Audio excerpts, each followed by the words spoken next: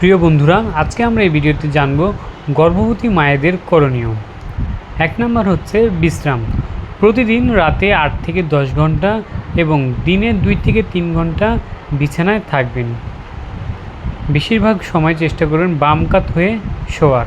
2. আহার কম মাছ, মাংস, ডিম, সবজি, ডাল ও দেশি ফল বেশি খাবেন।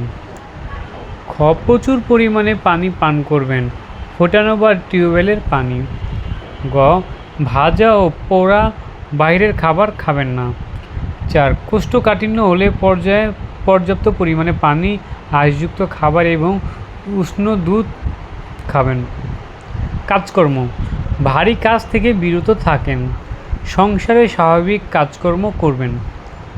4. পরিধেয় প্রতিদিন গোসল করবেন, ঢিলেঢালা পোশাক পরবেন, উঁচু হিলের জুতা পরিহার করবেন। 4. ভ্রমণ প্রথম 3 মাস এবং শেষ 3 মাস দীর্ঘ ভ্রমণে যাবেন না। বেশি রৌদ্রে বা ভিড়ে যাবেন না।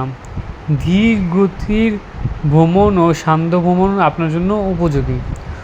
রোগ ও রোগী হাম, জন্ডিস, বসন্ত, অন্যান্য ছোঁয়াচে রোগ থেকে দূরে থাকবেন।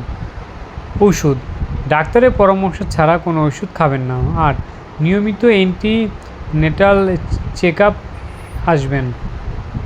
নোটিশ গর্ভধারণে নারী জীবনের পূর্ণতা সর্বদা আল্লাহর সহায়তা ও দয়া প্রার্থনা করুন। সুস্থ মাতা আনে সকল শিশু। নারীর অধিকার, সুস্থ জীবন, হাসি খুশি মন।